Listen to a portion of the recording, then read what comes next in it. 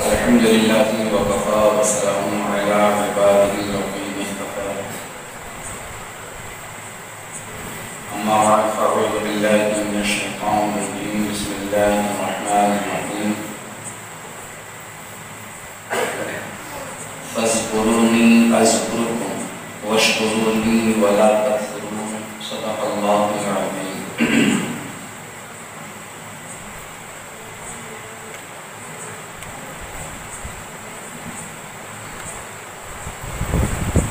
मुअज़्ज़ज़ सामीन किराम, अस्सलामु अलैकुम व रहमतुल्लाहि व बरकातुहू। लाखों लाख एहसान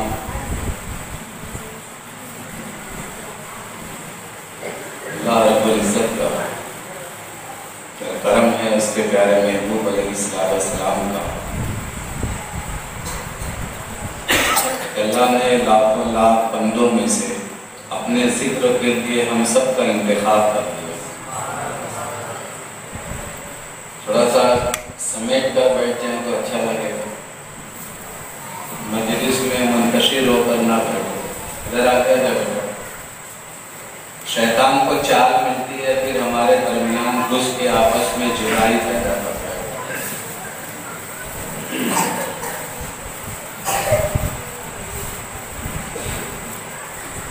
नबी पाक अलैहिस्सलाम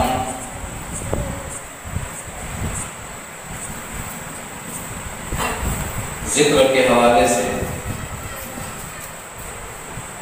इरशाद फरमाते हैं कि महफिल जिक्र जो होती है,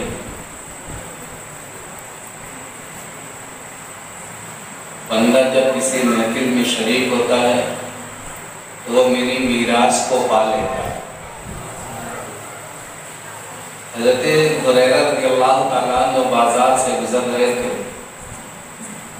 और लोगों से कहा कि तुम यहाँ पर हो, देखो मस्जिद में जाकर रसूल पाक अलैहिस्सलाम की मीरास तकसीम हो गई। जब लोग दौड़ते हुए आए तो देखा तो जिक्र की महफिल थी। फिर उनसे मिला, कहा कि ये कौन सी मीरास है? कहा यही तो मीरास है नबी कायनात अलैहिस्सलाम। बंदा जब महफिल जिक्र में शरीक होता है, अल्लाह की रज़ा को पा लेता है। हम लोग यहाँ पर आए अपना कारोबार छोड़कर, घर बार छोड़कर, अहले अयाल को छोड़कर। जानते हो हमारा यहाँ पर आना हदीस पाक की रोशनी में, इल्म दीन की इस मजलिस में, जिक्र की इस मजलिस में जो आपने शिरकत की है, ये 1000 रकअत नमाज से अफजल है। 1000 रकअत नमाज से मुराद नवाफिल, 1000 मरीजों की इयादत से बेहतर है। गोया कि तुमने यहाँ बैठे बैठे हजारों मरीजों की इयादत कर ली, वो सवाब पा लिया।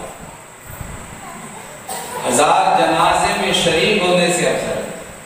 आप इस जिक्र की मजलिस में बैठे हो, इल्म की मजलिस में बैठे हो, गोया कि आपने 1000 जनाजों में शिरकत कर ली, उसका सवाब आपने पा लिया।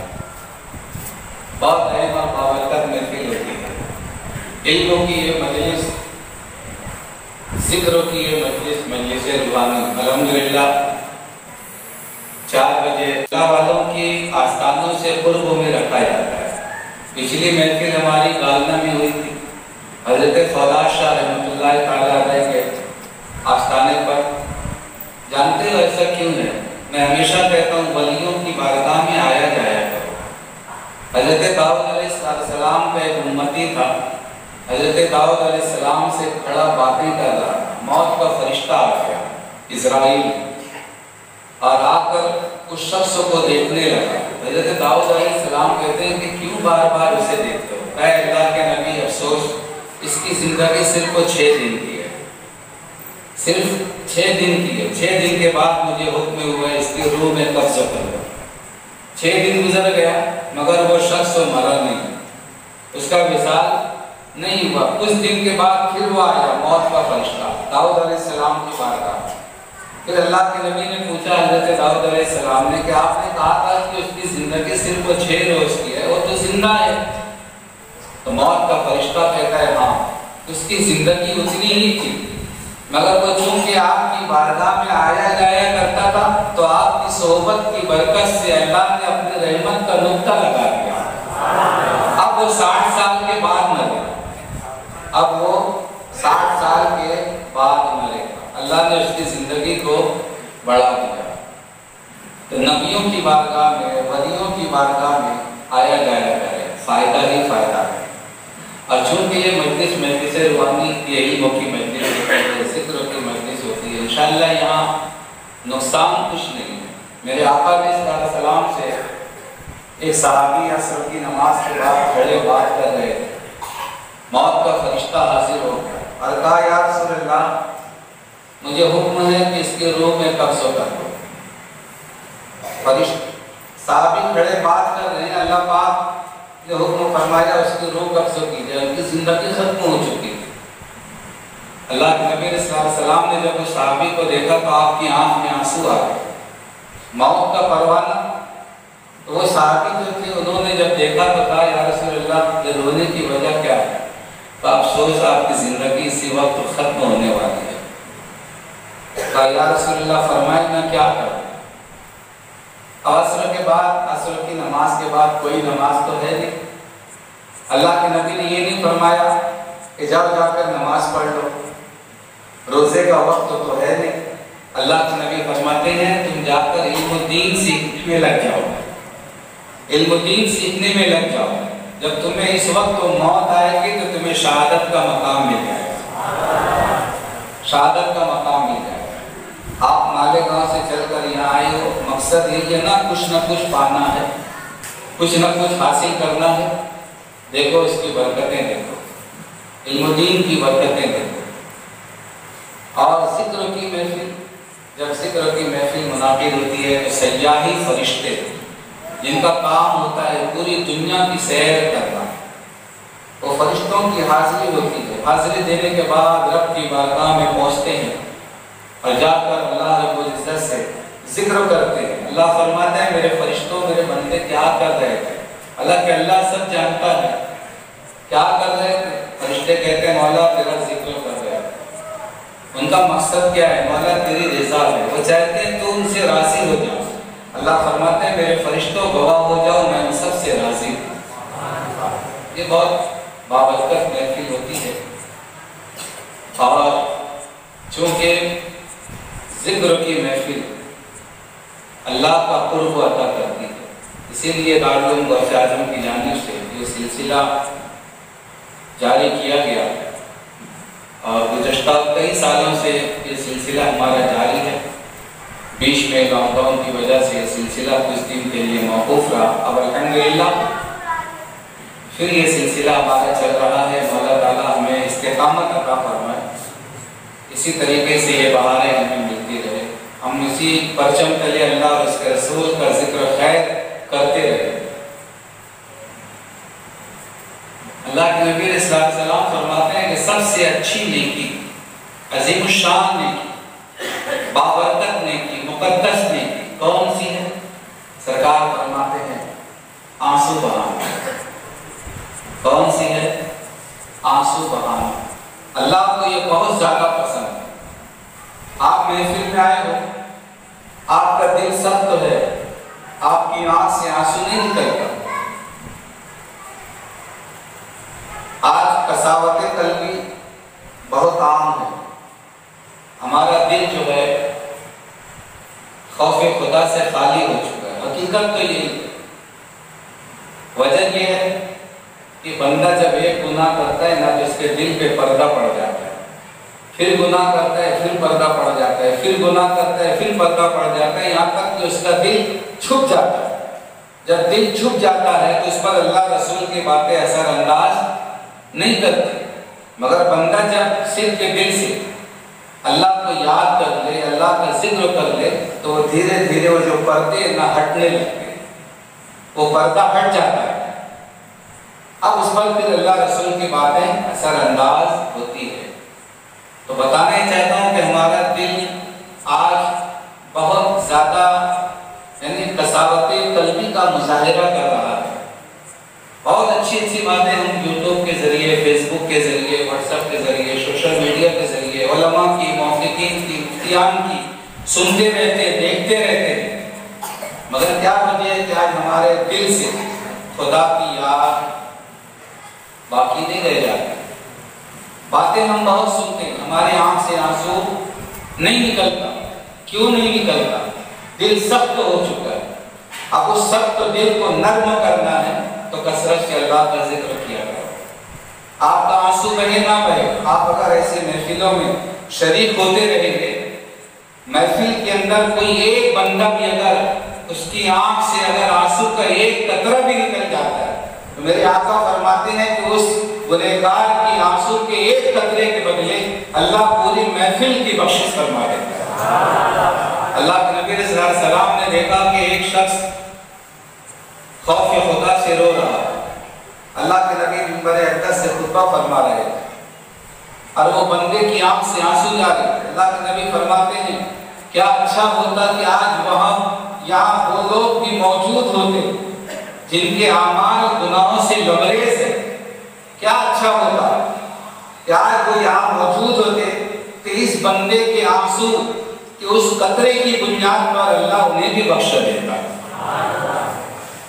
हम अगरचे ना रोए, आज हमारा दिल बहुत सख्त हो चुका है, हमें रोना नहीं आता, जबकि सरकार फरमाती है कि रोया करो। रोना अल्लाह को पसंद है, रोना अल्लाह को पसंद है। अगर रोना ना आता हो तो रोने जैसी सूरत बना लिया करो।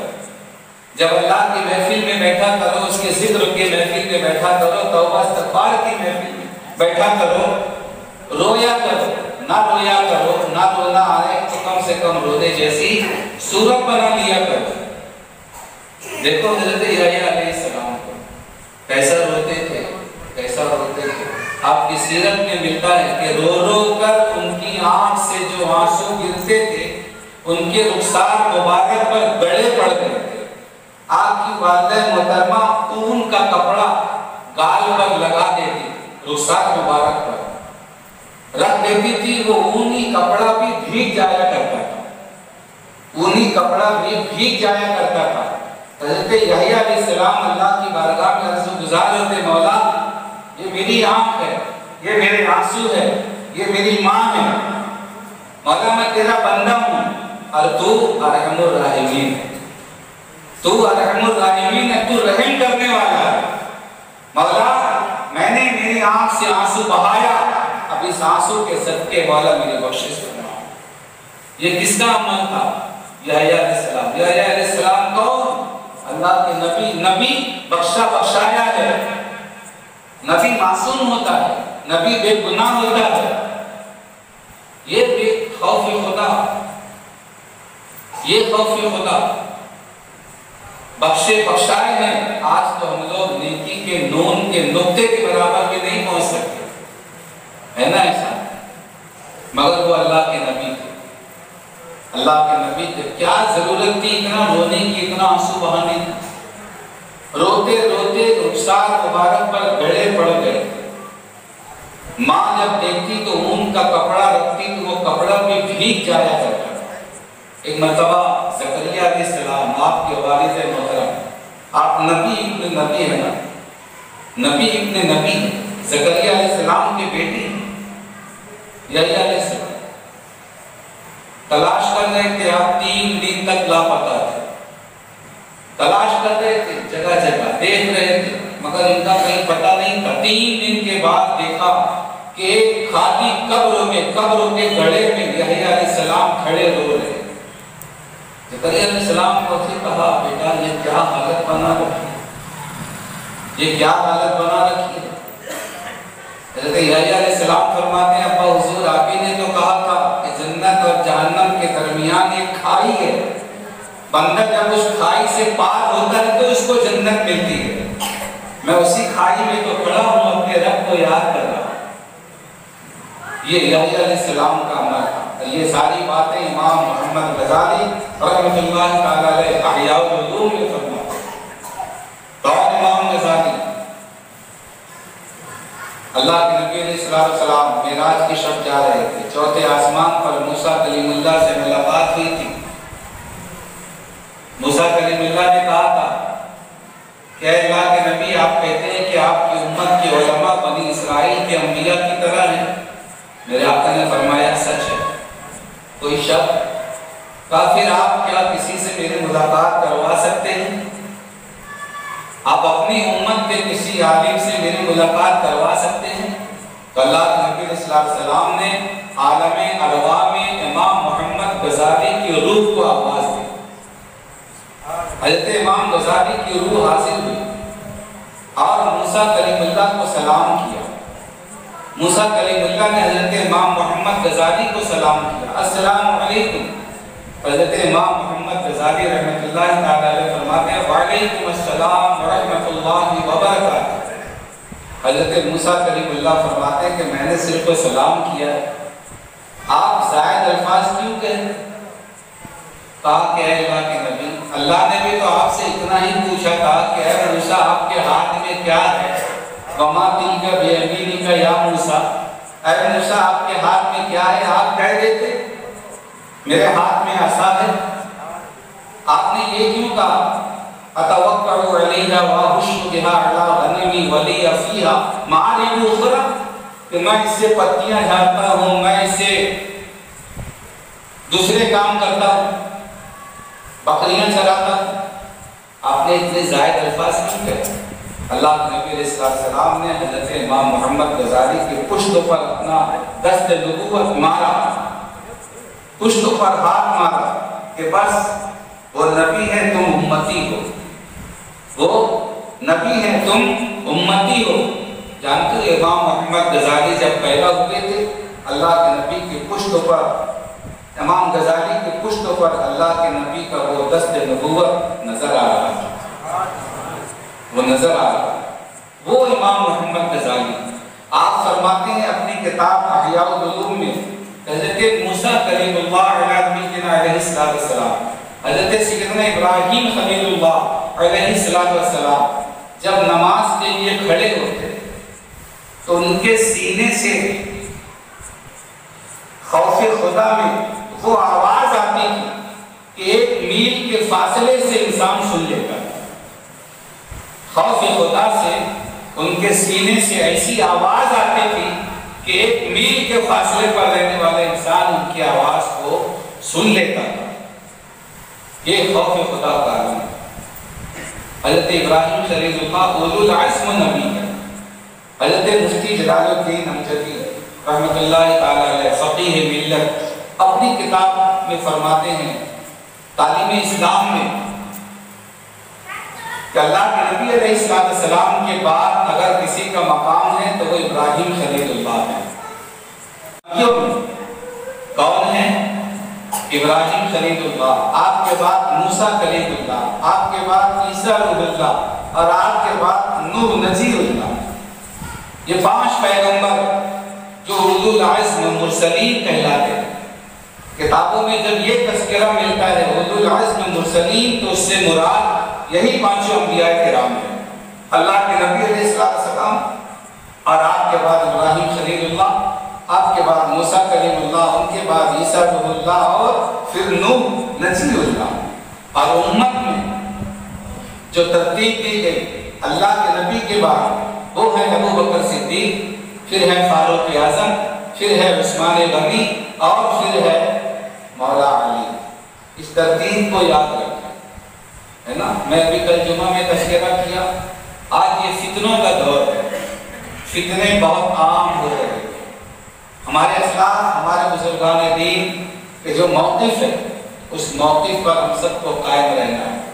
वो तरतीब नबियों की तरतीब थी, ये तरतीब उम्मत की तरतीब है। अगर कोई इसके बरअक्स बताए तो हमको उसको कबूल नहीं करना है। बताया जाता है किसी किसी के नज़दीक, हमारे अहले सुन्नत वल जमात में कुछ उलमा ऐसे हैं जो ये कहते हैं कि अल्लाह के नबी के बाद हज़रत फातिमा का मकाम है। हज़रत फातिमा का मकाम और मर्तबा हमारे सर आँखों पर, मगर अबू बकर सिद्दीक इनकी जानशीनी के बारे में तो अल्लाह के नबी ने अपने हयात ज़ाहिरी ही में ऐलान फरमा दिया था। और इस अंदाज से अल्लाह के नबी अलैहिस्सलाम जब बिस्तरे अलालत पर गए तो 17 वक्त की नमाजें वो बकर सिद्दीक से पढ़वाई और उसमें उन नमाजों में पढ़ने वाले हजरत मौला अली शेर खुदा भी है। मतलब ये कि मौला अली को भी आपकी वो जानशीनी कबूल थी। तो कोई जवाब नहीं मिलता कि हम इस तरतीब को बिगाड़ कर किसी और को रखे अद्भुत बातें करें। ये तरतीब है हमारी, है ना। तो आज हम लोग आए हैं मजलिस रूहानी में, नबी पाक अलैहिस्सलाम के हवाले से ये जो जिक्र की महफिल मुनाकिब होती है, मकसद सिर्फ इसका होता है तस्किया कल्ब, तस्फिया बातिन, कल्ब की सफाई। कल्ब की सफाई हमारा मकसद होता है। और अल्लाह बिज़िक्रिल्लाहि तत्मइन्नुल कुलूब, अल्लाह के जिक्र ही से दिलों को इत्मीनान होता है। आज हर आदमी परेशान है, हर आदमी परेशान है, सुकून की तलाश में हर कोई सरकर्दा है। कुरान रहनुमाई कर रहा है कि सुकून जो है अल्लाह के जिक्र में। इससे पहले भी मैंने बहुत सारे अस्कार बताए जिक्र के। कोशिश करें इसको अमली जामा पहनाने के लिए। इंफरादी तौर पर भी अलग अलग हम अल्लाह का जिक्र करते रहेंगे। इंशाअल्लाह हमारा जो कल्ब है वो हमेशा हमेशा जारी रहेगा। आगे वापस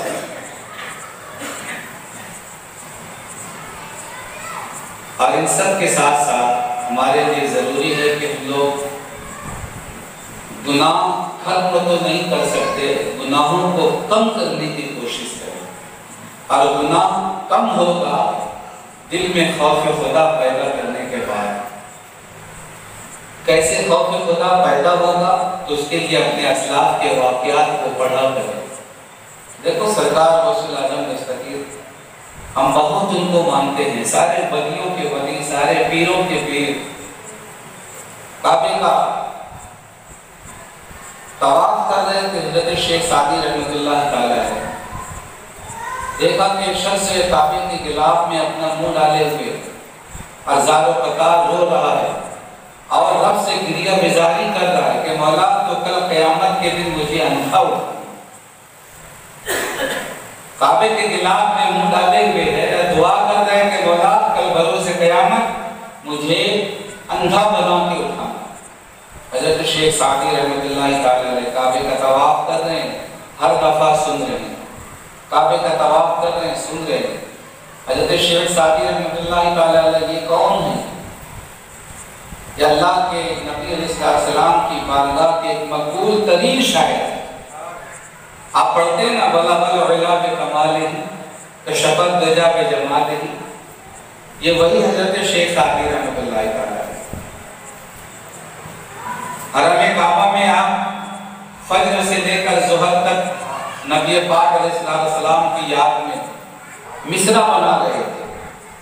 तो ज़ुहर से असर तक बलगल इला बि कमालिही, बलगल इला बि कमालिही, इतना ही बना पाए।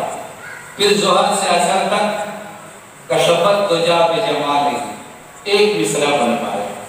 उसके बाद असर से मगरिब तक हसनत जमीओ खिसालिही, फजर से ज़ुहर, ज़ुहर से असर, असर से मगरिब, पूरा दिन चला गया। 3 मिसरा। इशा की नमाज पढ़कर थके हारे थे, दिन भर पीठ नहीं देखी, इशा की नमाज पढ़े और हरम काबा ही में पीठ लगाई, आंख लग गई, किस्मत में अंगड़ाई दी। आका अलैहिस्सलाम तशरीफ ले आए। आका अलैहिस्सलाम तशरीफ ले आए और फरमाते हैं शेख शादी क्यों नहीं कह देते सल्लु अलैहि वाले, क्यों नहीं कह देते सल्लु अलैहि वाले। तो चौथा मिसरा किसने बनाया? आका ने बनाया। फजर से ज़ुहर तक बलगल इला बि कमालिही, ज़ुहर से असर तक कशफत दुजा बि जमालिही, और इसके बाद असर से मगरिब तक हसनत जमीओ खिसालिही। अब परेशान थे, चौथा मिसरा क्या हो, चौथा मिसरा क्या हो, सोचते सोचते आंख लगी। आका अलैहिस्सलाम ने आकर मिसरा दे दिया, पूरा कर दिया।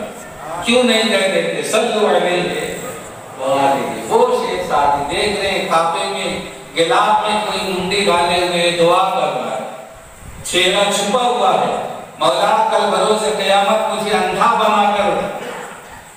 जब तवाफ से फारिग हो चुके, तवाफ पूरा हो गया, तो आप करीब जाते हैं, जाकर कहते हैं या शेख मन अंता, ऐ शेख तुम कौन हो? जब वो पलटते हैं तो कहते हैं अना शेख अब्दुल कादिर जिलानी, मैं अब्दुल कादिर जिलानी। कौन थे वो? सरकार गौसुल आजम दस्तगीर। सारे वलियों के वली